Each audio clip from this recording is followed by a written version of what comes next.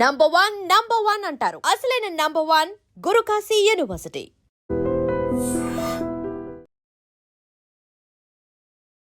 నమస్తే, welcome to I dream social spotlight with కవిత.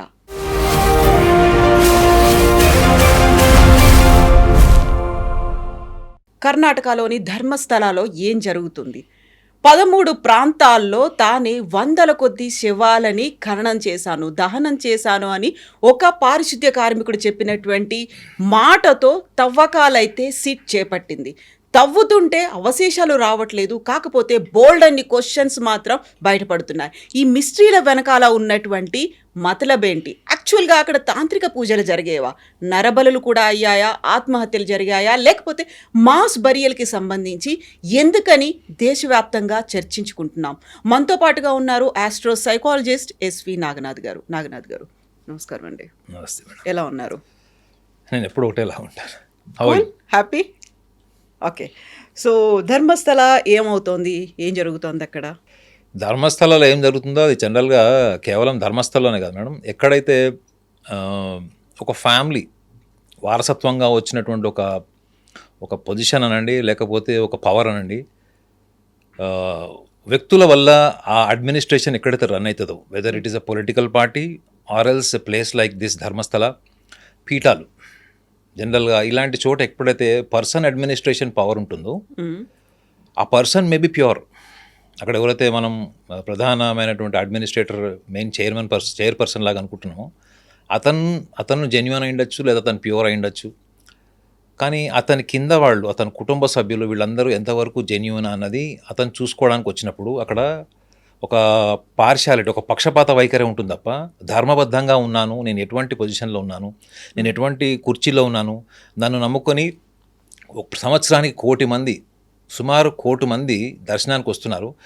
ఆ ప్రాంగణాన్ని నేను ఎంత పవిత్రంగా ఉంచాలి, దాని శాంటిటీని ఎలా మెయింటైన్ చేయాలి భావితరాల వాళ్ళకి. ఒక అడ్మినిస్ట్రేటర్గా తన నెక్స్ట్ అడ్మినిస్ట్రేటర్, ఎందుకంటే 1968లో అనుకుంటా అతను వాళ్ళ తండ్రి నుంచి వారసత్వం తీసుకున్నాడు. అని తనకి 19 ఏళ్ళు ఉన్నప్పుడే. హెగ్డే. సో అది రేపొద్దున వాళ్ళ డిసెండెంట్స్కి కానీ, వాళ్ళ ఫాలోవర్స్కి కానీ, వాళ్ళ ఫ్యామిలీ మెంబర్స్కి కూడా రేపొద్దున మళ్ళీ ఇదే పొజిషన్లో వాళ్ళు వచ్చినప్పుడు వాళ్ళు ఎటువంటి జాగ్రత్తలు తీసుకోవాలి. కొన్ని కాన్స్పిరసీస్ అనేది చాలా మటుకు కూడా, ఎటువంటి నిరాధారమైనటువంటి కూడా చాలా మటుకు కూడా కాన్స్పిరసీస్ వస్తాయి. అవన్నీ కూడా కాలానుగుణంగా మళ్ళీ క్లియర్ అయిపోయే ఛాన్సెస్ ఉంటాయి. ఏమి జరిగినా జరగకపోయినా చెడ్డ పేరు, నింద అన్నది కొన్ని ప్లేసెస్లో వస్తుంది. అందులో ముఖ్యంగా తెలుసు కదా మీకు, ముఖ్యంగా మనం ధర్మస్థలం గురించి మాట్లాడుతున్నాం కాబట్టి, ధర్మస్థలంలో అక్కడ ఉన్నటువంటి administration failure is one of the main aspects ఇందులో. అది మనము వాళ్ళు అంటే ప్రచారంలోకి వచ్చినటువంటి 100 నుంచి 500 శవాలు ఏదైతే చెప్తున్నారో అది ప్రచారంలోకి వచ్చినటువంటిది ఆధారరహితమైనది ఇప్పటి వరకు అది ప్రూవన్ ఫ్యాక్ట్ కాదు కాబట్టి. But administration failure or else అడ్మినిస్ట్రేషన్లో ఎక్కడొక పార్షాలిటీ, పక్షపాత వైఖరి, misuse of the power or else entertaining their own enticement towards the pleasure, the objective pleasures కూడా కావచ్చు. అక్కడ ఉన్నటువంటి కీలకమైన వ్యక్తి చేయాల్సిన అవసరమే లేదు మేడం. అతని తమ్ముళ్ళు కావచ్చు, బంధువులు కావచ్చు, చుట్టాలు ఎవరైనా కావచ్చు, ఆ సంస్థకు సంబంధించినటువంటి అడ్మినిస్ట్రేషన్లో ఉన్న ఫ్యామిలీ మెంబర్స్ ఎవరైనా కావచ్చు, ఎంతో అంత అటువంటి పక్షపాత వైఖరి ఉందని కూడా లోకల్ టాక్ ఉంది మేడం నాకు. ఎందుకంటే అక్కడ కర్ణాటకలో నాకు I have a branch office, I'm a regular visitor to the Bengaluru. So చాలామంది ఇటువంటి వాళ్ళు, ఈ బ్యాక్గ్రౌండ్ ఉన్న వాళ్ళు, అంటే ఈ పీఠాలకు సంబంధించిన వాళ్ళు, అక్కడ పనిచేసే వాళ్ళు కూడా అక్కడ మా దగ్గరికి కన్సల్టేషన్కి వస్తారు. సో నేను కూడా వాళ్ళని 1-2 సార్లు అడిగి చూస్తే ఒక కాన్స్పిరసీ ఎప్పటి నుంచో ఉంది, ఇటువంటి వాదన అయితే ఉంది. అక్కడ ప్రధానమైనటువంటి వ్యక్తి, కీలకమైన పదవిలో ఉన్నటువంటి వ్యక్తి అటువంటి లక్షణాలు ఉన్నాయి అన్నది అక్కడ వాళ్ళ వాదన కాదు. కానీ కుటుంబ సభ్యుల్లో ఎవరో ఒకళ్ళు అటువంటి వ్యక్తులు ఉన్నారు. సో వాళ్ళు అటువంటి కార్యాచరణ చేసినప్పుడు వాళ్ళు దాన్ని కప్పిపుచ్చుకోవడానికి ఎవరి మద్దతు తీసుకుంటారు? మళ్ళీ ఆ ప్రధానమైనటువంటి ఆ కుర్చీలో ఉన్నటువంటి మెయిన్ చైర్పర్సన్ ఎవరైతే ఉంటారో వాళ్ళు అవన్నీ కూడా ఏం చేస్తారు మేడం, ఎంతవరకు అది బయటికి రాకుండా ఉండడానికి చూస్తారు. ఎందుకంటే it's not the question of one incident, it is all about the reputation of the administration. So కాబట్టి అటువంటి కాన్స్పిరసీస్ ఉన్నాయి అన్నది local conversation. It is not my opinion. అక్కడ లోకలైట్స్ కొంతమంది ఎవరైతే ఉన్నారో వాళ్ళు కన్నా అక్కడ ఉన్నటువంటి 7 తరబడిగా ఉన్నవాళ్ళు, వృద్ధులు కూడా వాళ్ళు విన్నవాళ్ళు, అంటే ఇప్పుడు వాళ్ళ వయసు 70 సంవత్సరాలు ఎవరైతే ఇటువంటి విషయాలు చెప్పిన వాళ్ళు. కానీ అక్కడెక్కడ కూడా అక్కడ ఉన్నటువంటి సిబ్బంది, అక్కడ మహిళా సిబ్బంది కావచ్చు, లేదా భక్తులుగా వెళ్ళినటువంటి వాళ్ళు ఎవరు కూడా అఫీషియల్గా అక్కడ క్లెయిమ్ చేసి లేకపోతే బయట ఎక్కడో ఒకటి తెలిసిపోతుంది కదా, ఏదో ఒక రకంగా బయటకు వస్తుంది అది.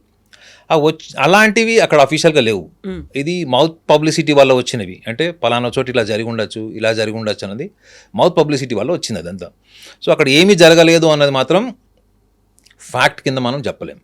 ఏదైనా జరిగి ఉండొచ్చు, బట్ జరిగిన దాంట్లో ఎంతవరకు వాస్తవం ఉన్నది సాక్ష్యాధారాలతో మనం ప్రూవ్ చేయాలి. కానీ ఇంకొక ఇది వన్ ఆస్పెక్ట్ మేడం. ఇది సెకండ్ ఆస్పెక్ట్ నేను ఈ కేసుని ఆద్యంతం దీన్ని చూస్తున్నప్పుడు ఒక వ్యక్తి అక్కడ శానిటైజేషన్ వర్క్ చేసినటువంటి ఒక వ్యక్తి వచ్చి ఒక కంప్లైంట్ లాంచ్ చేశాడు, ఒక ఇష్యూ రైజ్ చేశాడు. అందులో ఒక్క లాజిక్ని మీడియా ఎందుకు మిస్ అయింది అన్నది మీరు కూడా ఒక జర్నలిస్ట్గా చెప్పాలి. ఇప్పుడు మేడం, ఒక వ్యక్తి ఇన్ని సవాలు పూడ్చాడు, అబ్నార్మల్ కండిషన్లో ఉన్నటువంటి మహిళలను చూశాడు, వాళ్ళ మీద బట్టలు లేవు, కొంతమందికి అవయవాలు లేవు, కొంతమందిని కోసేశారు, కొంతమందికి ఆల్మోస్ట్ యాసిడ్ కూడా వాళ్ళ ఫేస్ మీద ఉంది, కొంతమందికి ఆర్గన్స్లో కూడా వాళ్ళు ఇట్లా మడ్ కూడా వాళ్ళు ఫిల్ చేసినవి. ఇటువన్నీ కూడా చెప్పడానికి వర్ణనాతీతమైనటువంటి చాలా భయంకరమైనటువంటి విషయాల్ని నేను చూశాను కళ్ళతోని. అట్లాంటి శవాలని క్రిమేషన్ చేశాను, బరియల్ కూడా చేశానని చెప్పాడు. సో ఒక వ్యక్తి అజ్ఞాతంలోకి వెళ్ళిపోయి కొన్ని సంవత్సరాల తర్వాత వచ్చాడు. ఆ వ్యక్తి ఆ సంస్థలో పనిచేసేటప్పుడు అతని యొక్క మానసిక స్థితి ఏంటి, సంస్థలో నుంచి అంటే వాళ్ళు భయపెట్టడం వల్ల సంస్థలో నుంచి బయటికి వెళ్ళిపోయాడు. ఎందుకంటే ఆ వ్యక్తులే మా ఇంట్లో ఉన్నటువంటి ఒక మహిళ మీద కూడా అత్యాచారం చేయబోయారు, అందుకని మేము తప్పించుకొని పారిపోయాము, ఇంకెక్కడో అక్కడ షెల్టర్ తీసుకొని ఉన్నాము అనే మాట. దీన్ని సైకాలజిస్టులు తీసుకోరు మేడం. మీ ఆడియన్స్ తీసుకుంటారో లేదో విమర్శిస్తారో లేదో తెలియదు. కానీ మీరు చూడండి, ఒక సగటు మనిషి ఎప్పుడు కూడా ఎలా ఆలోచిస్తాడంటే, మీరు చంద్రముఖి సినిమా చూశారు కదా, ఒక చంద్రముఖి సినిమాలో రజనీకాంత్కి క్లోజ్ ఫ్రెండ్ ఉంటాడు ప్రభు. నీ భార్యనే ఇందులో మెయిన్ కల్ప్రిట్ అని చెప్పినప్పుడు ఎందుకు తీసుకుంటాడు ఆయన? అవసరమైతే ఫ్రెండ్ని ఇంట్లోంచి ఎల్లగొట్టడానికి నిర్దాక్షిణ్యంగా ఒక సగటు మనిషిలాగా తన వ్యక్తిగత భావోద్వేగాల నుంచి ఆలోచిస్తాడు మేడం. ఒక సగటు మనిషి అనేవాడు అలానే ఆలోచిస్తాడు. తనకున్న నమ్మకము, తనకు ఉన్నటువంటి అభిప్రాయాలు లేదా తనకు ఉన్నటువంటి కొన్ని ప్రెజుడిసెస్ నుంచి విషయాన్ని అనాలిసిస్ చేస్తాడు. అంటే ఆ విషయాన్ని అనాలిసిస్ చేసేటప్పుడు ఆల్రెడీ ఒక ప్రీ ఒపీనియన్ ఉంటుంది. ఇప్పుడు ఆ వ్యక్తి అక్కడ ఎవరైతే అలిగేషన్ రైజ్ చేశాడో అతను ఒక డిఫెన్సివ్ మెకానిజం అంటారు ఆ సైకాలజీలో. అతను నువ్వు ఎందుకు పారిపోయావు ఎన్ని సంవత్సరాలు అంటే వాళ్ళని చంపేస్తా అన్నారు, వాళ్ళ భయానికి నేను వెళ్ళిపోయాను. అంటే ఒక ఆన్సర్ అన్నది ముందుగానే ప్రిపేర్ చేసుకొని నువ్వు చెప్పడం లాంటిది మేడం. అది సైకాలజీ వేరు, సైకాలజిస్ట్ పర్సెప్షన్ వేరే ఉంటుంది, ఆర్డినరీ పర్సన్స్ పర్సెప్షన్ వేరే ఉంటుంది. ఆర్డినరీ పర్సన్ దాన్ని ఏం చేసుకుంటాడు, యాక్సెప్ట్ చేస్తాడు, కరెక్టే, ఇంతకైనా మనకు ఫ్యామిలీ ముఖ్యం కదా, మన భార్య పిల్లలు ముఖ్యం కదా, వాళ్ళు ఎవరో చంపుతా అంటే ఏం చేస్తారు మనం? ఎందుకంటే జనరల్గా అలాంటివన్నీ మనం సినిమాలో చూస్తుంటాం. విలన్ వచ్చి బెదిరించడం వల్ల ఊళ్ళు ఖాళీ చేసి వెళ్ళిపోతారు, లేకపోతే ప్రాంతం ఖాళీ చేసి వెళ్ళిపోతారు, టెండర్లు వేయరు, ఇవన్నీ కూడా సినిమాలో చూస్తాం. సో కామన్ మ్యాన్ తొందరగా ఒక కన్క్లూజన్కి వస్తాడు. కానీ ఒక సైకాలజిస్ట్ దాన్ని ఏం చూస్తాడంటే, ఫస్ట్ ఇతను స్టేట్మెంట్ ఇచ్చిన దాంట్లో చాలా సింపుల్గా, అంటే ఒక 10 ప్రశ్నలకి ఆన్సర్ చెప్పాల్సినటువంటి వ్యక్తి ఒకటే సమాధానంలో మొత్తం కట్ చేసి ఎడిటింగ్ చేసేసాడు దాన్ని అన్న తీసుకుంటాడు ఫస్ట్ సైకాలజిస్ట్. నువ్వు పారిపోయావు, అంతకుముందు నువ్వు ఎన్ని సవాలు పూడ్చిపెట్టావంటే అతను ఎంత లెక్క చెప్పాడు మీడియాకి? 106 కదా, 106 చెప్పాడు. మేడం ఒక్కసారి ఇమాజిన్ చేయండి, మన ఇద్దరం ఇక్కడ మాట్లాడుతున్నాం, ఇద్దరు కెమెరామెన్ ఉన్నారు, ఇక్కడ ఒక డెడ్ బాడీ పెట్టాడు madam. Can be able to comfortably do this show? So true. మన ఇద్దరము అంత కంఫర్టబుల్గా మనం చూడగలమా? ఇలా కూర్చొని మాట్లాడలేం. అట్లాంటిది మీకు ఒక యాక్సిడెంట్ అయింది, ఒక లారీ యాక్సిడెంట్, ఒక 2 వీలర్ మీద వెళ్ళేవాడు లారీ యాక్సిడెంట్ అయ్యి అబ్నార్మల్ కండిషన్స్లో ఉన్న వ్యక్తి మన కళ్ళ ముందర ఉంటే మనం ఇంత కంఫర్టబుల్గా మాట్లాడగలమా? చూసి తల తిప్పుకొని పోతూ ఉంటాం కదా, అలాంటి ఇన్సిడెంట్స్ చాలా చూసాం. అట్లాంటిది ఒక మగవాడు ఫస్ట్ ఆఫ్ ఆల్ తన జీవిత భాగస్వామిని తప్ప ఎవరిని నగ్నంగా చూడలేడు మేడం. చూడాలన్న ఊహ ఉన్నా కానీ అది ఆచరణ, అది it's not a fact, it is not a practically possible. అది ఎందుకు పాసిబుల్ కాదు అంటే, నేను అసలు నా జీవితంలో నాకు వయసు వచ్చిన తర్వాత నేను బయట ప్రపంచంలోకి వెళ్ళినప్పుడు ఒక స్త్రీని నేను నగ్నంగా ఎప్పుడు చూడగలుగుతాను? Unless and until I have a girlfriend and we are so much intimate and only then it is a private relation, it is absolutely private relation, private intimacy, అది ద కన్సర్ట్. అలాంటిది మీరు ఒక మహిళని నగ్నంగా కాదు అబ్నార్మల్గా చూశారు, రక్తపాతమైనటువంటి శరీరంతో అవయవాలు పగిలిపోయి దారుణమైనటువంటి కండిషన్లో ఉన్నటువంటి మహిళని మీరు నగ్నంగా చూశారు చాలామందిని. ఇది అతను క్లెయిమ్ చేసిన విషయం ఇది. అలాంటప్పుడు అతను నార్మల్ హ్యూమన్ బీయింగ్ లాగా ఉంటాడా చెప్పండి madam? Will he be consistent for the long duration with the same mindset? నేను నా డ్యూటీ చేస్తున్నాను, నేను నా దగ్గర శవం వచ్చింది, నేను పూడుస్తున్నాను అన్న మైండ్ సెట్తోని ఒక కన్సిస్టెంట్గా అన్ని సంవత్సరాలు ఉండగలుగుతాడా? రెండో విషయం ఏంటంటే అతను అంత భయంకరమైనటువంటి శవాలు చూస్తున్నప్పుడు కేవలం వాళ్ళు నన్ను చంపుతారేమో అన్న ఒక భయంతో ఈ క్రిమేషన్ అంతా చేసి ఉంటాడా? అతని పాత్ర వాళ్ళ డబ్బులు తీసుకోలేదా? డబ్బులు తీసుకొని చేసి ఉండొచ్చు కదా ఆ టైంలో. సో అతన్ని ఫస్ట్ ఇన్వెస్టిగేషన్ చేస్తారు మేడం సైకాలజిస్టులు. ఫస్ట్ వెళ్ళి గొయ్యిదెవరు మేడం. అందుకే అదే మేడం ఇప్పుడు నేను ఆ కేసులో ఉన్నాను అనుకోండి మేడం. నేను ఆ కేసులో ఉంటే ఫస్ట్ అతనితో నేను మాట్లాడతాను madam. Very confidentially I will spend not less than 2 to 4 hours.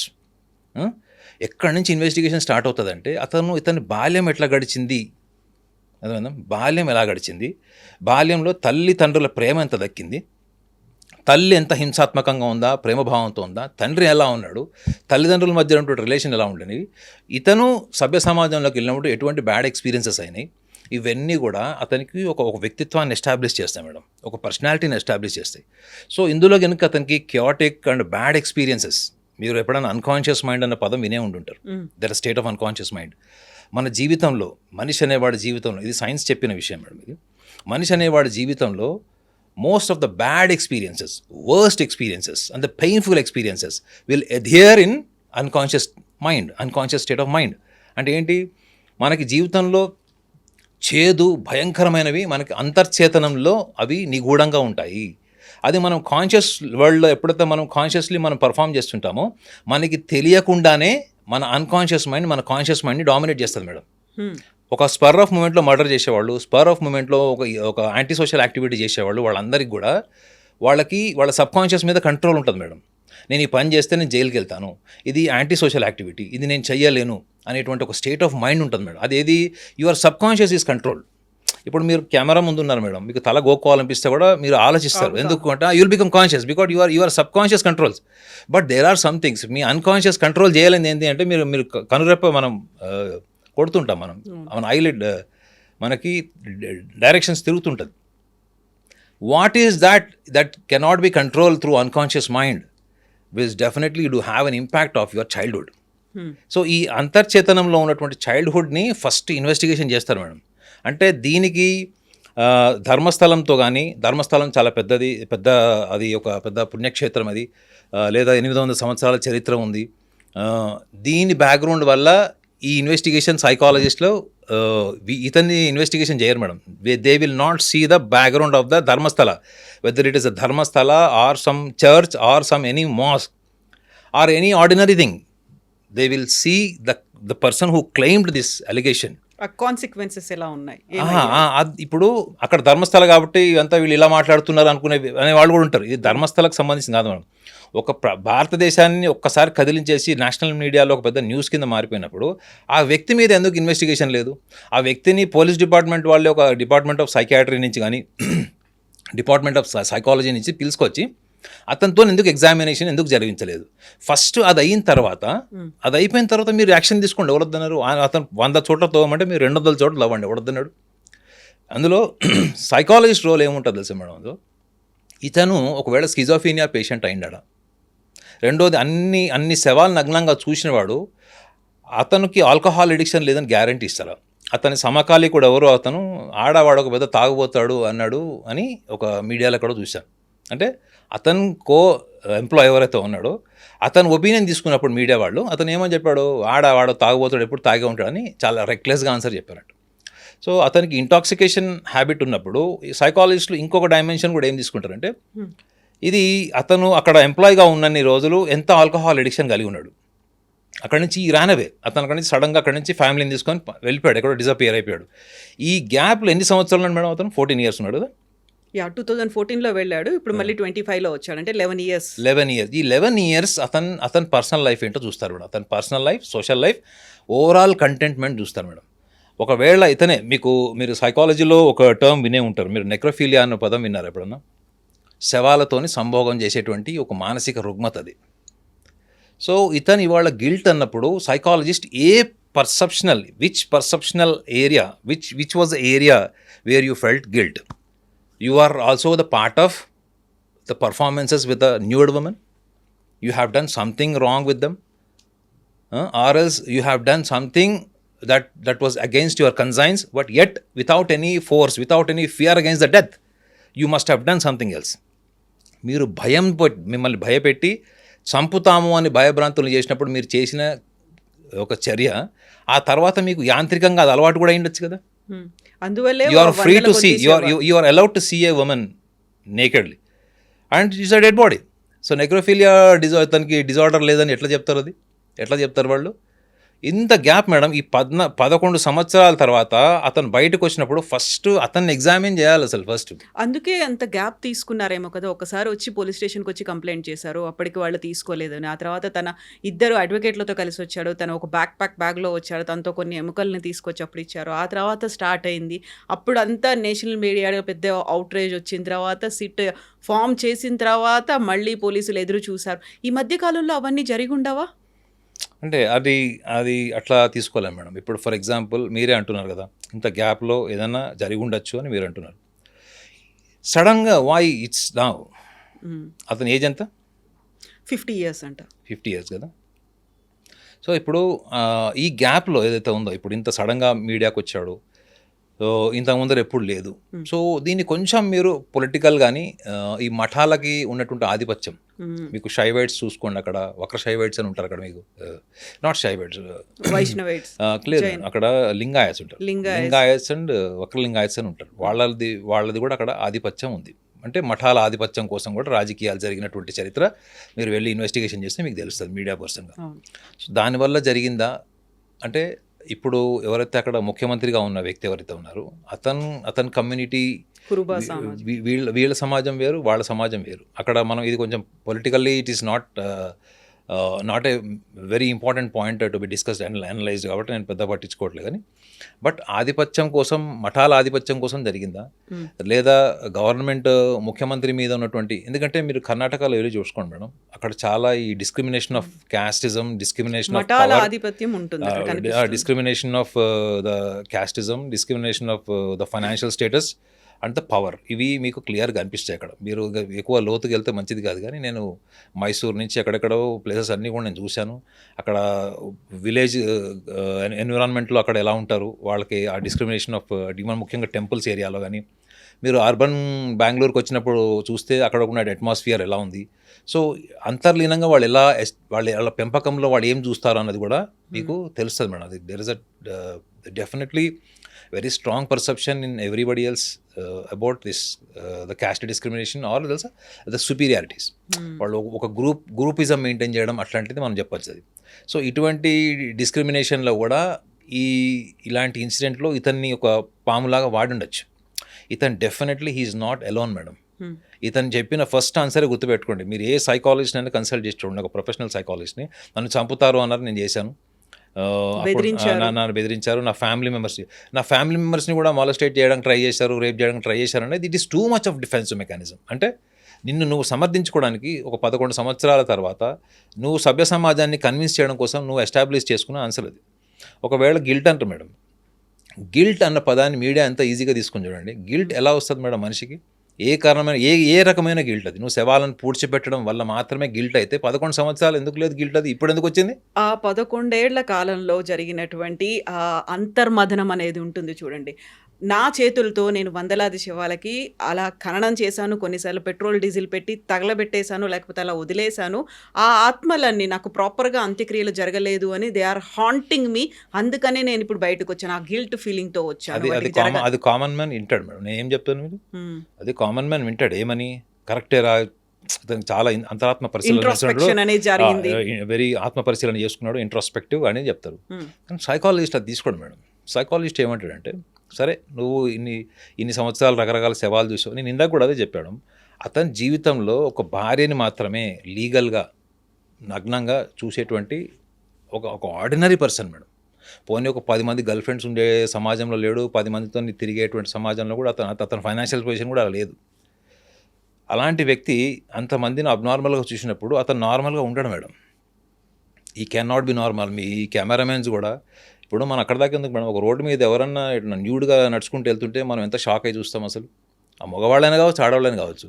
అతను అన్ని వందల శవాలు అని చెప్తున్నప్పుడు వందల శవాలు ఎన్ని రకాల రూపాలు చూసింటాడు వాళ్ళవి, ఎంత అబ్నార్మల్ కండిషన్ చూసింటాడు అందులో వాళ్ళు. 12 years ఒక మైనర్ కూడా ఉంది అని. అప్పుడు మీకు స్కిజోఫీనియా సిమ్టమ్స్ కూడా క్వశ్చన్స్ అడుగుతారు ఏమని.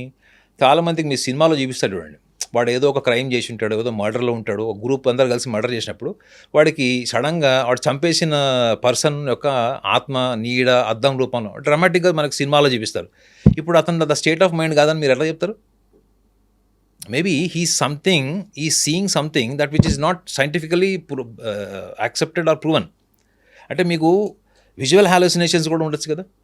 మేబీ అతను చనిపోయిన వాళ్ళ శవాల మొహాలు వాళ్ళవన్నీ కూడా అతను కనిపిస్తుండొచ్చు. ఇప్పుడు ఇది ప్రాబబిలిటీ, ఇది నేను గ్యారంటీ నేను చెప్పాను. ప్రాబబిలిటీ ఏంటంటే ఇతనికి శబ్దాలు కూడా వినిపిస్తుండొచ్చు, అంటే ఆడిటరీ హాలోసినేషన్, అంటే auditory hallucination and visual hallucination. So visual hallucination, auditory hallucination కూడా క్వశ్చన్ చేస్తారు madam. It is a very deeply you have to do research on these persons mind makeup.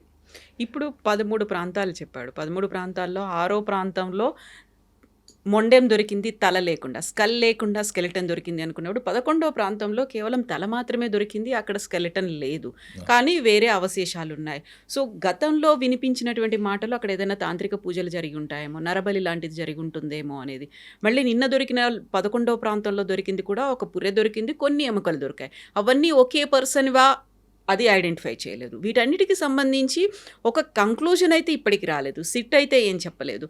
వినిపిస్తున్నవేంటి, అక్కడ గతంలో ఆత్మహత్యలు చేసుకునేవాళ్ళు డైరెక్ట్గా మోక్షం లభిస్తుంది అనేది, లేకుంటే తాంత్రిక పూజలు అయ్యేవి, నరబలులు కూడా జరిగేవి అనేది. సో వాటిని కోరిలేట్ చేసినట్టుగా దొరికినటువంటి శాంపిల్స్ ఏమన్నా చెప్తున్నాయా, లేకుంటే మీరు చెప్పినట్టుగా వాళ్ళకి ఆ పర్సన్కి ఎవరైతే మాజీ పారిశుద్ధ్య కార్యక్రమం ఆయన మీద టెస్ట్ చేయాలి, సైకలాజికల్గా ఆయన్ని టెస్ట్ చేయాల్సినటువంటి అవసరం ఉంది అనుకుంటే బోల్డ్ అని డిఫరెంట్ పాయింట్స్ కనిపిస్తున్నాయి కదా. వీటన్నిటిని ఇంటర్లింక్ చేసి ఆ డాట్స్ అన్నిటిని కనెక్ట్ చేయడానికి ఎంత టైం పడుతుంది?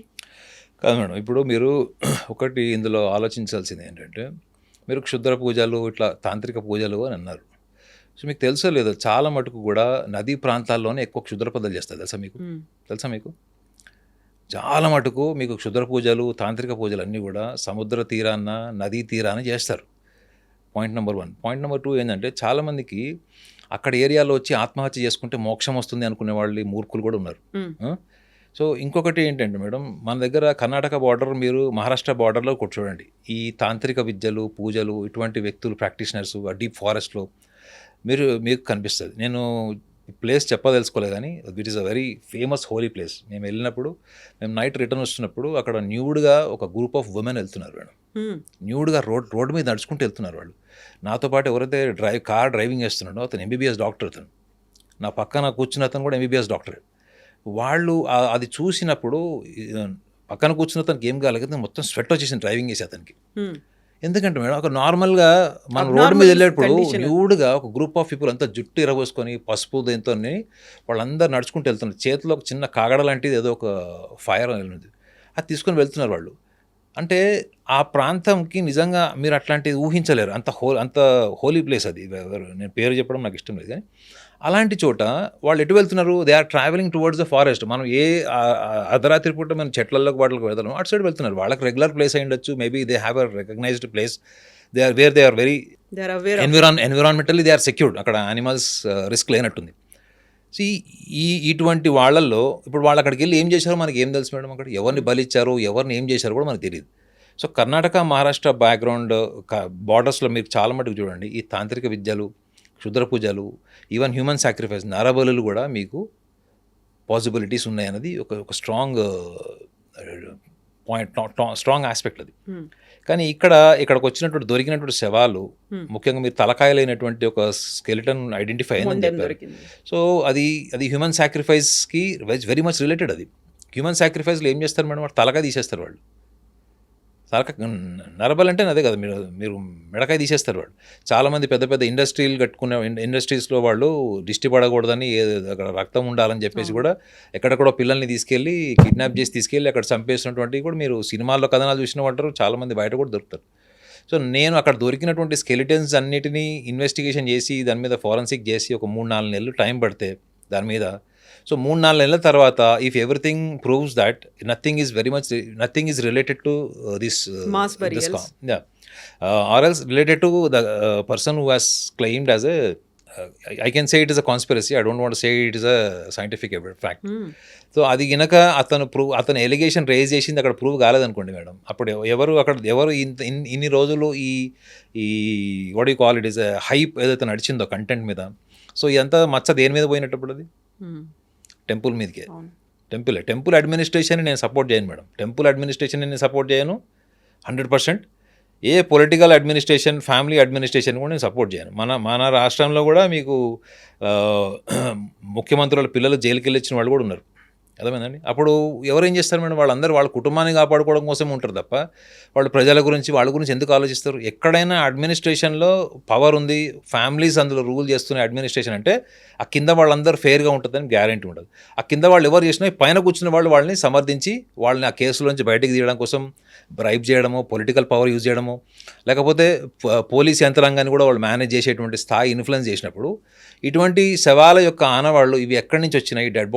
ఈ డెడ్ బాడీస్ అన్నీ వచ్చినాయి, ఇవి అన్ని ఇక్కడ పూడ్చారు అంటే ఒక శవాన్ని తీసుకొచ్చి పూడ్చడం అంత ఈజీయా మేడం చెప్పండి? రెండోది ఇతను ఎవరైతే క్లెయిమ్ చేశాడో ఒక్కొక్క శవం వెయిట్ ఎంత ఉంటుంది మేడం? కొన్ని బాలికలు 12 సంవత్సరాలు అని చెప్పారు, 60 kgs 40-60 kgs వెయిట్ ఉన్న ఒక వ్యక్తిని సింగిల్ పర్సన్ తీసుకెళ్ళి అది పూడ్చడం అన్నది అది ఇంపాసిబుల్. అది రెండోది ఒకటో రెండో అంటే చెల్ల పట్టచ్చు, అది డీజేటీలలో 5 నిమిషాల్లో పూడ్చాడు శవం, చూశారు కదా, అట్లాంటిది కాదు కదా అది. ఇది మీకు ఇంకొక మనిషి సపోర్ట్ కావాలి మేడం. ఇంకొక మనిషి సపోర్ట్ కావాలన్నప్పుడు వాళ్ళ టీం మెంబర్స్ని ఎందుకు మీడియా ఇంటర్వ్యూ చేయట్లేదు, మీడియా ఎందుకు వాళ్ళని లైమ్ లైట్లోకి తీసుకురావట్లేదు? ఇతను వచ్చి ఇద్దరు అడ్వకేట్లతో వచ్చి అక్కడ కంప్లైంట్ లాంచ్ చేసినప్పుడు ఆ మిగతా వాళ్ళు కూడా ప్లేయర్ ఎందుకు అతను మెన్షన్ చేయలేదు? ఇక్కడ ఇంకొక పాయింట్ కూడా ఉంది. మేబీ అక్కడ ఉంది నేత్రావతి నది ఒడ్డు, వెస్ట్రన్ ఘాట్స్లో ఉంది. నది అనగానే అక్కడ పారుతూ ఉంటుంది, లేకుంటే సాయిల్ ఎరోజన్ అయిపోయి ఉండొచ్చు, కొన్ని ఏళ్ళు గడిచిపోయింది, 20 ఏళ్ళు గడిచింది కాబట్టి అక్కడికి చిన్న మొక్కలు కూడా మహావృక్షాలు అయిపోయి ఉండొచ్చు. తను చెప్పినటువంటి ప్లేసెస్ ఏవైతే ఉన్నాయో వాళ్ళు వేర్లతో కూడా కంప్లీట్గా కవర్ అయిపోయి ఉండొచ్చు, లేకపోతే అది కొట్టుకుపోయి ఉండొచ్చు. తను చెప్పినటువంటి ప్లేసుల్లో దొరకకపోవడానికి ఇవి కూడా రీజన్స్ అయి ఉండొచ్చు కదా. కానీ సైకాలజీ అట్లా తీసుకుంటుంది తెలుసా మేడం, ట్రామాటిక్ మెమరీస్. ఒక అమ్మాయిని ఎవడన్నా రేప్ అటెంప్ట్ చేస్తున్నప్పుడు అమ్మాయి పారిపోయింది, మాలస్ట్రేషన్ చేస్తున్నప్పుడు పారిపోయింది, లేదా ఒక యాక్సిడెంట్, మీరు సడన్గా యాక్సిడెంట్ అయింది, యు ఆర్ సేవ్డ్ లక్కీలీ, మీ కారు మొత్తం నుజ్జు అయిపోయింది, బట్ మీరు బతుకున్నారు. సో కొన్ని లైఫ్ ఇన్సిడెంట్స్ ఎట్లుంటుంది అంటే మేడం, మనము తలుచుకుంటేనే దిగ్భ్రాంతి అయిపోయి, ప్యానిక్ అయిపోయి, ట్రిమ్మర్స్ వచ్చేసి మన హార్ట్ రేట్ పెరిగిపోయి సివియర్ యాంగ్జైటీ వచ్చే ఛాన్స్ ఉంటుంది. సో ఇతను చూసినవన్నీ కూడా పోస్ట్ ట్రామాటిక్ స్ట్రెస్ డిజార్డర్కి వస్తాయి madam, actually which is called as a post traumatic stress డిజార్డర్కి వస్తాయి, అంటే PTSD. సో ఎందుకంటే ఇతను మర్చిపోలేక ఒక షాక్కి గురై ఇప్పుడు గిల్ట్ స్టేజ్కి వెళ్ళిపోయాడు. అంటే గిల్ట్ అంటే ఇది ఆల్మోస్ట్ గిల్ట్ స్టేజ్కి వాళ్ళు వచ్చామంటే నువ్వు గడిచినటువంటి 11 ఏళ్లలో డిప్రెషన్లోకి వెళ్ళదని గ్యారంటీ ఏంది? అతను అంతగా చదువుకున్న బ్యాక్గ్రౌండ్ నుంచి వచ్చినటువంటి ప్రొఫెషనల్ అయితే అతను లేడు. సో వాళ్ళ సొసైటీలో, వాళ్ళ ఎన్విరాన్మెంట్లో ఇతను ఎవరికైనా ఇతను మూడ్ స్వింగ్స్ ఉన్నాయా, లేకపోతే ఇది స్కిజోఫీనియా ఉందా, లేకపోతే ఇంకేమైనా అబ్నార్మల్ సైకలాజికల్ ఇష్యూస్ ఉన్నాయా అన్నది వాళ్ళ సమాజంలో అసలు చర్చనే ఉండదు. అతను అటువంటి సమాజం నుంచి వచ్చాడు. అతనికి అక్యురేట్ మెమరీ ఉంటుందని గ్యారెంటీ ఎట్లా ఇస్తారు మీరు? ఇప్పుడు మీ ఐ డ్రీమ్ లొకేషన్ ఉంది మేడం, మీరు ఒక 10 ఏళ్ల తర్వాత వస్తే ఈ లొకేషన్, ఈ బిల్డింగ్ ఇక్కడే ఉంటుంది, కానీ what all you have done in case if it is open forest, అవునా? If it is open forest, it is not a urban place, right? Open forest కావచ్చు, నదీ ప్రాంతం అంటున్నారు, నదీ ప్రాంతం దగ్గరకు వచ్చిన తర్వాత మీరు అప్పుడు ఉన్నప్పుడు ఓపెన్ ప్లేస్ అంతా కూడా ఇప్పుడు అక్కడ మహావృక్షాలు అయిపోయినాయి. సో అలాంటప్పుడు నువ్వు ఎగ్జాక్ట్ మెమరీతోనే వచ్చేటువంటి మానసిక స్థితిలో నువ్వు లేవు. First of all you have to understand madam, the journalist you should understand what is his state of mind to raise such a massive allegation in front of the media. So he was seeking attention from media? That is also a possibility. ఈ మధ్య కాలంలో social media ద్వారా వచ్చినటువంటి awareness, social మీడియాలో వచ్చినటువంటి identity వల్ల ఎక్కడో ఉన్న వాళ్ళందరూ కూడా లైమ్ లైట్లోకి వచ్చి హీరోలు అయిపోయిన వాళ్ళు, టాప్ సెలబ్రిటీస్ అయిపోయిన వాళ్ళు కూడా ఉన్నారు. సో ఈ యాంగిల్ కూడా చూస్తుంది మేడం. ఇతనికి ఏమన్నా చిన్నప్పటి నుంచి కూడా కోరుకుంది ఏమైనా జీవితంలో జరగలేదా, లేకపోతే మేబీ అతనికి చైల్డ్హుడ్ నుంచి కూడా ఒక ఐడెంటిటీ ప్యాషన్ ఉంది. ఎందుకు మీరు అఘోరీది మీ ఛానల్లోనే చేశారు కదా, అఘోరీది మీ ఛానల్ చేశారు. 4 పిల్లల్లో వీడొక్కడే ఇట్లా ఉన్నాడు, వీడు చిన్నప్పటి నుంచి వీడి కోరికలు అట్లా ఉండే అని మీడియాలో వాళ్ళ ఫాదర్, మదర్, వాళ్ళ బ్రదర్స్ది, వాళ్ళ కలీగ్స్ది వీడియో చూసే నేను కన్క్లూడ్ చేశాను మేడం అది. Because he was severely suffering with some major attention disorder. అతన్ని తీసుకుపోయి దాన్ని మీరు ధార్మిక పరమైనటువంటి రంగేసి ఆ ధార్మిక రంగు మళ్ళీ అఘోరి టెంపుల్లో పాటించారు కదా, పూర్ణకుంభ స్వాగతాలు కూడా అయ్యాయి ఆ టైంలో. యా మేడం, ఇప్పుడు నా లాజిక్ మీకు అర్థమవుతుంది కదా. Yeah, got it అండి. నేననేది ఏంటంటే అతను ఏ మానసిక స్థితిలో ఉన్నాడు, అది scientifically it should be analysed. ఇప్పుడు నాకు ఆ ఛాన్స్ వచ్చింది అనుకోండి మేడం, నేను డెఫినెట్లీ అతను కూర్చోబెట్టి మాట్లాడతా. I will spend 1 week time with him. But నేను తీసుకునేది ఏంటంటే అతనికి బాల్యంలో అతని జీవితం ఎట్లా గడిచింది. First thing, that is a very very foremost thing. అది బాల్యం ఎలా గడిచింది, బాల్యం గడిచిన ఆ క్రమంలో అతను అవన్నీ చేస్తున్నప్పుడు ఆ విషయాలను ఎవరితో షేర్ చేశాడు, ఆయన భార్యతో షేర్ చేశాడా, లేకపోతే కూతురుతో షేర్ చేశాడా, ఇంట్లో ఎవరితో షేర్ చేశాడు, అది ఎవరికి తెలియదు. అది రెండోది, మీరు అది కనుక ఎవరితో షేర్ చేయకుండా మనసులో పెట్టుకుంటే that is another way of emotional unstable personality disorder. ఏదో ఒక రోజు బర్స్ట్ సర్ప్రైజ్డ్ ఎమోషన్స్ అన్నీ కూడా మీరు చూడండి మేడం. కొంతమంది చాలా పెద్ద పెద్ద ఇష్యూల్ని కూడా నార్మల్గా తీసుకొని హ్యాండిల్ చేస్తారు వైవాహిక జీవితంలో, భార్యాభర్తలు. కొంతమంది చిన్న చిన్న విషయాన్ని కూడా విపరీతంగా పానిక్ అయిపోయి వాయిలెంట్ అయిపోయి కొట్టుకోవడం, కోర్టు వరకు వెళ్ళిపోవడం జరుగుతుంది. ఇష్యూ చాలా చిన్నగా ఉంటుంది. వైజాగ్లో ఒక గ్లాసు పాలు అత్తగారికిను కోడలు గొడవ అయితే ఒక గ్లాస్ ఆఫ్ మిల్క్ వల్ల డైవర్స్ అయింది. నిన్న కూడా ఒక న్యూస్ వచ్చింది, డబ్బా మూత చాలా టైట్గా ఫిక్స్ చేశాడు భర్త అని చెప్పి భార్య డైవోర్స్ తీసుకుంటుంది.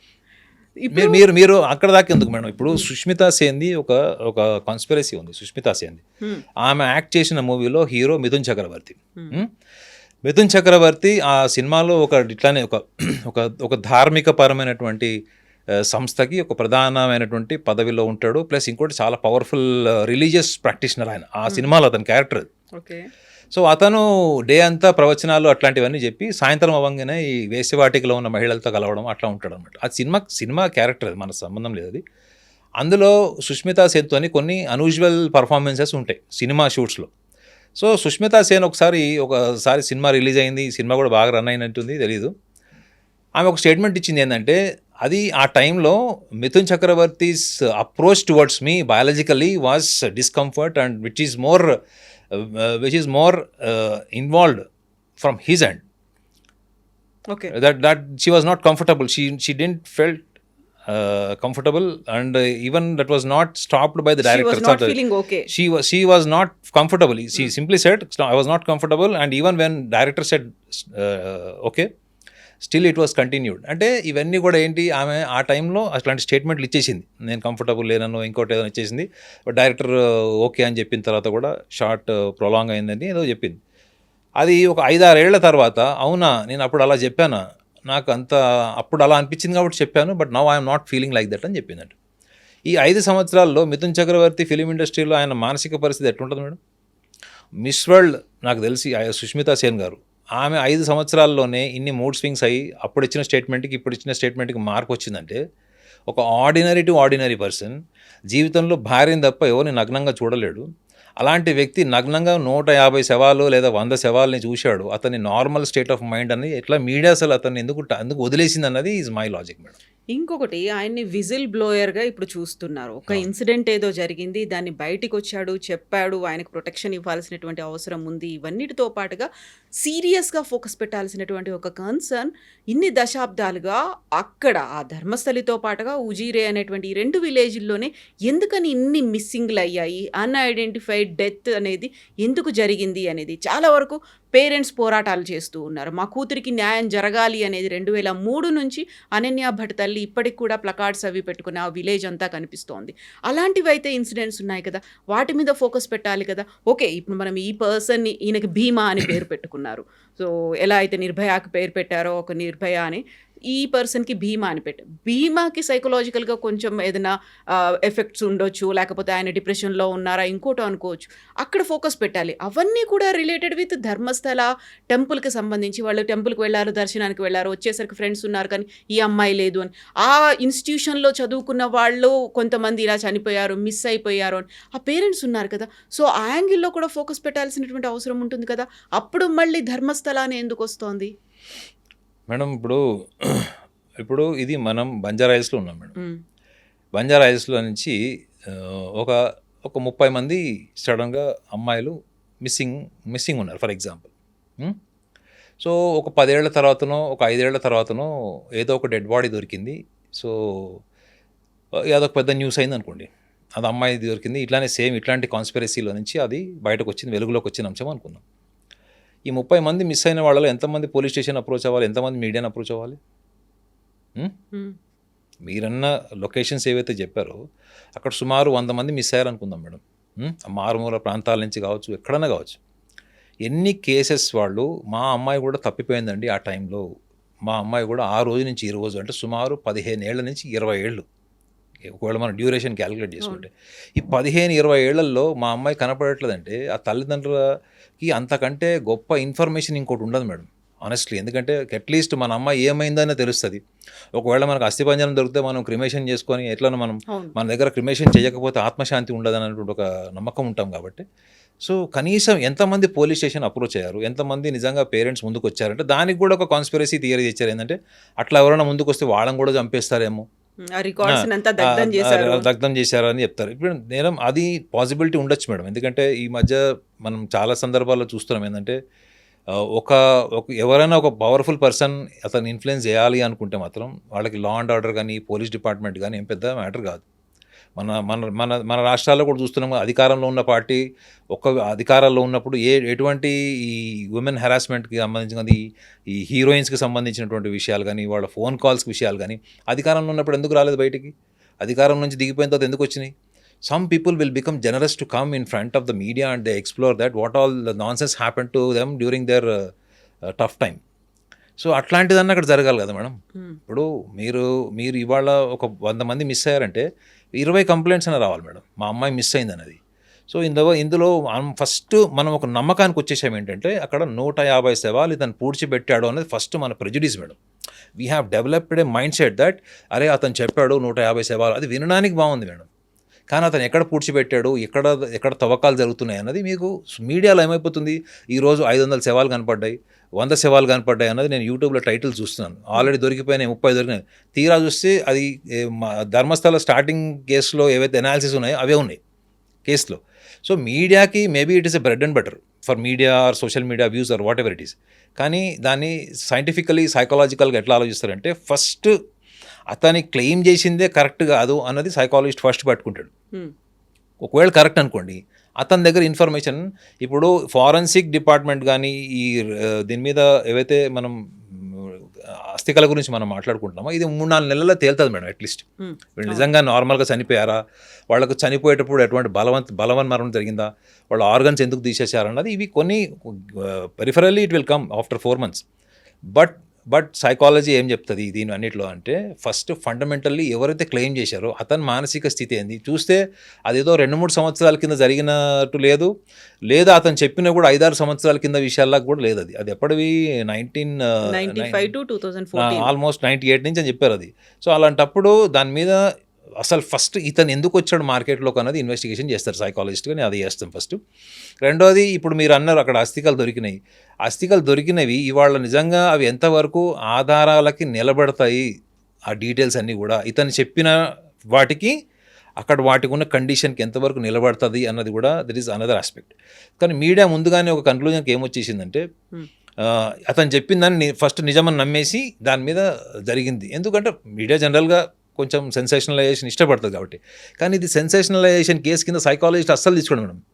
అర్థమైందా? ఒక రకంగా చెప్పాలంటే అనకూడదు కానీ చాలా కూల్గా ఫస్ట్ వీడు ఏం చేశాడు, వీడు బ్యాక్గ్రౌండ్ ఏంటి, వీడు ఎందుకు చెప్పాడు, ఇవన్నీ అనాలిసిస్ చేస్తారు మేడం. ఇవన్నీ అనాలిసిస్ చేసిన తర్వాత అప్పుడు అది లీగల్ ప్రొసీజర్ ఒకటి ఉంటుంది మేడం, అది సైకాలజిస్ట్ రోల్ ఉండదు. లీగల్ ప్రొసీజరింగ్ ఏముంటుంది, అది వీడు చెప్పిన చోటు పలానా చోటకి వెళ్దాం, వాడు ఒక ఎఫ్ఐఆర్ దర్జ్ చేస్తాడు, తర్వాత మళ్ళీ దానికి కోర్టు నుంచి ఆర్డర్ అనో లేకపోతే పోలీస్ స్టేషన్ నుంచి పర్మిషన్ ఏవో తీసుకొని మొత్తానికి వెళ్ళి అది ఫిజికల్ ఆపరేషన్ జరుగుతుంది. కానీ ఇతని మెంటల్ కండిషన్ ఏంటి, ఇతను ఎందుకు చెప్పాడు ఏంటి, వీళ్ళందరినీ చుట్టూ తిప్పుకోవడం కోసం చెప్పాడా, నిజంగా అతను ఒక 2-3 శవాలు పూడ్చుండొచ్చు, అతను కూడా షాక్కి గురై ఉండొచ్చు. ఆ 2-3 శవాలని నేను ఒక 100 శవాలని చెప్తే తప్ప వాళ్ళ మీడియా రాదు అక్కడికి, మీ 100 శవాలని చెప్తే కదా న్యూస్ కాదు.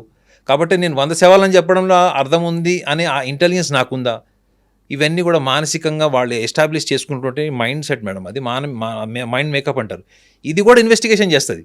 సో ఇవి ఇన్వెస్టిగేషన్ చేశారనుకోండి మేడం, మీకు ఏమైపోతుంది, మీరు వేర్లు పట్టుకున్నట్టు ఉంటుంది, ఆకులు కొమ్మలు పళ్ళు దాని జోలికి సూపర్ఫిషియల్ ఎనాలిసిస్ ఉండదు మేడం. రూట్స్కి వెళ్ళిపోతే ఏంటంటే ఇతనే సరిగ్గా మెంటల్ కండిషన్ బాగోలేదన్నప్పుడు ఇతను 100 శవాలని అప్పుడు ఏం ఫిక్స్ అవుతామంటే మనము ఓకే మేబీ ఇతను ఒక 5-10 శవాలు అట్లా చేసి ఉండొచ్చు. సో లెటర్స్ ఇన్వెస్టిగేషన్ అనుకుంటారు. ఈ హైప్ మొత్తం పోతుంది మేడం, ఈ న్యూస్లో ఉన్న హైప్ అంతా ఎగిరిపోయి ఓన్లీ ఆ లాజికల్ ఫ్యాక్ట్స్లో నియరింగ్ ఫ్యాక్ట్స్ దగ్గరికి వెళ్తుంది. అది కూడా మళ్ళీ ఫారెన్సిక్ డిపార్ట్మెంట్ 3-4 నెలలు టైం తీసుకొని నిర్ధారించి ఎస్ ఇతను చెప్పిన దాంట్లో కొన్ని కరెక్ట్ ఉన్నాయి, కొన్ని కరెక్ట్గా లేవు, పర్సంటేజ్ ఎంత ఉంది, ఇవన్నీ కాదు అసలు ఇతను చెప్పిన దానికి అక్కడ మ్యాచ్ కాలేదనుకోండి, ఇంకా అప్పుడు జనాలు అనుకుంటారు. అక్కడ దాకా ఎందుకు madam, Sridevi film actor Sridevi ఆమె చనిపోయినప్పుడు 100/100 సోషల్ మీడియా, ఎలక్ట్రానిక్ మీడియా అంతా మర్డర్ కిందనే ఇన్వెస్టిగేషన్ చేసినప్పుడు నేను ఒక ఛానల్లో డిబేట్కి వెళ్ళినప్పుడు నన్ను అడిగితే నేను యాంకర్ని అడిగాను అనమాట, అది అసలు మర్డర్ని ఎట్లా ధృవీకరించారు, అది మర్డర్ అయితే ఫస్ట్ బోనీ కపూర్ లోపల ఉంటాడు కదా, జైలు ఉంటాడు కదా, లేదా బోనీ కపూర్కి ఎంతో అంత ఇన్ఫర్మేషన్ ఉంటుంది, ఏదో సమ్ కాన్స్పిరసీ జరుగుతుంది కదా అంటే, లేదు సార్ అది మర్డర్ అని చేస్తేనే జనాలు చూస్తారు లేక చూడరని చెప్పాడు, యాంకర్ చెప్పాడు.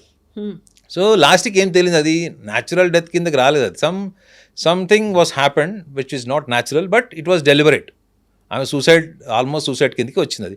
అది శ్రీదేవి గారు సూసైడ్ చేసుకున్నారని చెప్తే ఎవరు చూడరు, ఆమె ఎందుకంటే ఒక లెజెండరీ లాగా ఊహించుకునేవాళ్ళు, ఆమె అంత వీక్గా ఉంటుంది, సూసైడ్ చేసుకుంటుంది అనే మైండ్ సెట్ని తీసుకోరు అన్నది కూడా వ్యూవర్స్ పర్సెప్షన్ అని మీడియా కన్ఫర్మ్ చేసుకున్నప్పుడు, మీడియా ఎటువంటి కోణంలో స్పెక్టేటర్స్ వ్యూవర్స్ చూస్తారన్నది కూడా దృష్టిలో పెట్టుకొని చేయడం అన్నది సైకాలజీ అసలు తీసుకోదు మేడం. సైకాలజీ ఏమంటుందంటే అసలు అతని మోటివ్ ఏంటి, అతని టార్గెట్ ఏంటి, అతను రేపు పొద్దున ప్రూవ్ చేయలేకపోతే అతని పరిస్థితి ఏంటి, ఫ్యామిలీని ఎక్కడ పెట్టాడో ఇప్పుడు కూడా ఎవరికి తెలియదు, ఫ్యామిలీని ఎక్కడో దాచిపెట్టాడు, ముసుగేసుకొని వచ్చాడు. ముసుగేసుకోవడం కూడా సైకాలజీలో ఒక పాయింట్ చెప్తారు మేడం, అది తీసుకుంటారో లేదు తెలియదు కానీ, మీరు అపరిచితుడు సినిమా చూసారా? అపరిచితుడు సినిమాలో అపరిచితుడు ఒక డ్రెస్ కోడ్ ఉంటుంది, ఆ డ్రెస్ కోడ్లో మీరు రాము పోతాడు, రేమో పోయి అపరిచితుడు థర్డ్ క్యారెక్టర్ ఉంటుంది.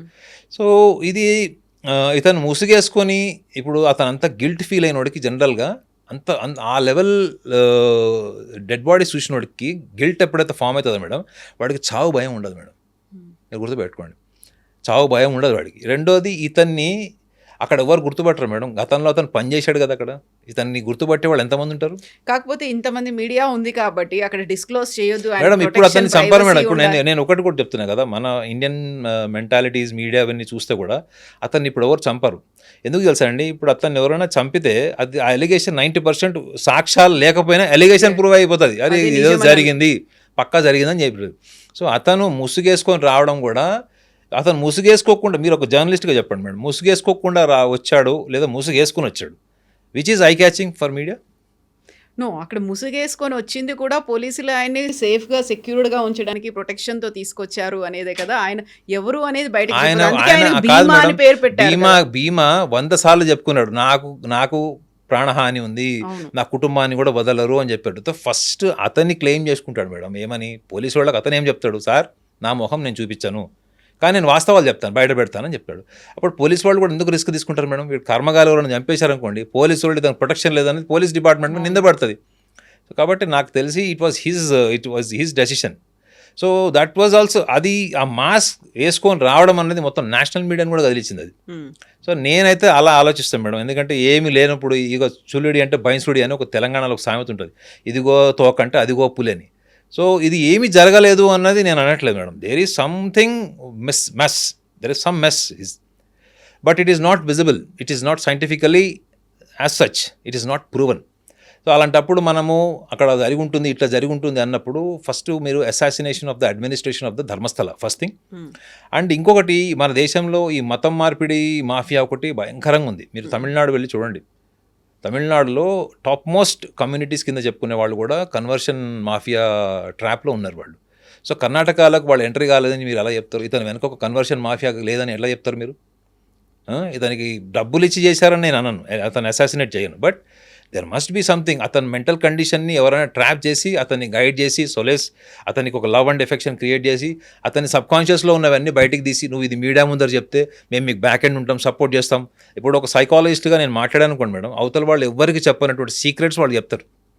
మీకు ఓల్డ్ సిటీలో ఒక రేప్ కేసు అలానే జరిగింది. ఒక అమ్మాయిని రేప్ చేస్తే ఆ అమ్మాయి 4 days వరకు భోజనం తినకుండా, ఆ నీళ్లు తాగకుండా డిప్రెషన్లో ఉంటే తల్లిదండ్రులు ఎంత అడిగినా చెప్పని అమ్మాయి ఆమెను సైకాలజిస్ట్ దగ్గర తీసుకెళ్తే సైకాలజిస్ట్ 2 hours ఏ వ్యక్తి రేప్ చేశాడో చెప్తే ఆ వ్యక్తిని అరెస్ట్ చేశారు.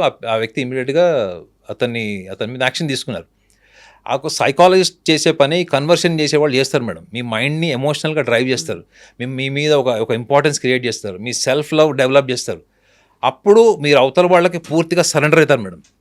ఇది సైకాలజీలో కొన్ని సందర్భాల్లో నిజాలు చెప్పించడానికి మేము చెప్తాం అట్లా. వాళ్ళని కంట్రోల్ చేయడానికి చేస్తాం, వాళ్ళ డిప్రెషన్ నుంచి బయటికి తీయడానికి చేస్తాం. అది ఇతన్ని అలాంటి బ్యాక్గ్రౌండ్ ఉన్న వాళ్ళు ఈ రిలీజియన్ కన్వర్షన్ మాఫియా వాళ్ళు వెనక నుంచి ఇతన్ని ఇట్లా స్పోర్ట్ ఫీలింగ్ వేసి చేయలేదని గ్యారంటీ ఉంది. I'm not claiming, but there are possibilities. ఇక మతం మార్పిడి మాఫియా కూడా ఉండొచ్చు అని నా ఉద్దేశం. అది సో అలాంటి వాళ్ళు ఉన్నప్పుడు అక్కడ గవర్నమెంట్ ఏం చేస్తుంది, అక్కడ గవర్నమెంట్ సపోర్ట్ ఉందా అలాంటి వాళ్ళకి అంటే? మన దేశంలో మతం మార్పిడి అన్నది అది ఒక ఎవ్రీడే జాబ్ అయిపోయింది. అది దాని మీద యూట్యూబ్ ఛానల్స్ కూడా ఉన్నాయి, వెరీ ఇన్ఫ్లుయెన్షియల్ ఛానల్స్ ఉన్నాయి. సో అటువంటి వాటిలో కూడా ఇతను లోన్లీనెస్ వల్లనో, ఇది 11 సంవత్సరాలు సభ్య సమాజానికి దూరం ఉన్నామనో, ఇతను ఎటువంటి ధార్మికపరమైనటువంటి ఇవి తీసుకున్నాడు, సపోర్ట్ తీసుకున్నాడు, ఎమోషనల్ సపోర్ట్ తీసుకున్నాడు, ఇవన్నీ కూడా సైకాలజీ డిపార్ట్మెంట్ అంతా అనాలిసిస్ చేస్తుంది మేడం. చేసి ఒక రిపోర్ట్ ఇస్తుంది. ఏంటంటే ఇతనికి ఏమైనా స్కిజోఫీనియా ఉందా, ఇతను గిల్ట్ ఫీల్ అవ్వడానికి ఇతను ఆ శవాల మీద ఏమన్నా ఎక్స్పెరిమెంట్ చేశాడా, ఇతను ఏమన్నా తన కంట్రోల్ తప్పాడని నేను అనట్లేదు మేడం. పాసిబిలిటీస్ నేను మాట్లాడుతున్నాను. అతను చెప్పిందే నిజం అని చెప్పి మీడియా ఇన్ని కథనాలు చేసినప్పుడు అతని మీద కూడా కథనాలు చేయాలి కదా. ఒక్క కథనం లేదు అతని మీద, ఒక అనాలిసిస్ లేదు. పోలీస్ డిపార్ట్మెంట్ కూడా తీసుకెళ్ళి చేయమన్నాడు. ఎవరు వద్దన్నారు? మా అవసరం మా లాంటి వాళ్ళని పిలవండి, మేము కూడా అనాలిసిస్ చేస్తాం, జెన్యున్ అనాలిసిస్ చేస్తాం. సో అలాంటప్పుడు ఇవన్నీ కూడా పాసిబిలిటీస్ మేడం. సో కాబట్టి అతన్ని కోణాన్ని మీడియా కూడా దృష్టిలో పెట్టుకునే టైము ఇంకొక 3-4 నెలలు వస్తుంది చూడండి మీరు. ఇంకో 3-4 మంత్స్లో ఇప్పటి వరకు మీడియా ధర్మస్థలము, శవాలు, మహిళల్ని పూడ్చారు, ఇవన్నీ నెక్స్ట్ ఇతని కోణాన్ని కూడా మీడియా, ఇతని కోణం ఎప్పుడైతే వస్తుందో మేడం మ్యాటర్ క్లోజ్ అయిపోతుంది. అంటే ఎందుకంటే అది స్పైసీ కాదు కదా మీడియాకి. ఇతనికే కోసం అబ్నార్మాలిటీ ఉందని కనుక మీడియా నిర్ధారించిందంటే ఏది అఘోరికి చేసినట్టు, చాప్టర్ క్లోజ్. ఎస్ నాగనాథ్ గారు, థ్యాంక్ యూ సో మచ్ అండి. చూడాలి 360 degrees యాంగిల్లో ఎలాంటి ఇన్వెస్టిగేషన్ జరుగుతుంది అనేది. థ్యాంక్ యూ సో మచ్ అండి. Thank you. నిజంగా ప్రస్తుతం ఉన్నటువంటి సమాజం దేనికి ప్రయారిటీ ఇస్తుంది? ఆర్థిక సంబంధాల చుట్టూ మాత్రమే తిరుగుతోంది. మళ్ళీ ఎన్నికలంగానే చాలా విరక్తి కలుగుతాం. మంచి అనిపిస్తుంది కదా, లేడీస్ కూడా ఛాలెంజింగ్ జాబ్స్ చేసినప్పుడు చాలా బాగుంటది. ట్రాఫిక్ అసిస్టెంట్స్ గా నియమించిన ట్రాన్స్జెండర్స్ అందరితో సాల్యూట్ చేయించుకుంటున్నారు. ఫుడ్ డెలివరీ ఇవ్వటానికి వెళ్ళినటువంటి డెలివరీ బాయ్ అనిల్ పై కళ్ళ ముందు పెళ్ళండి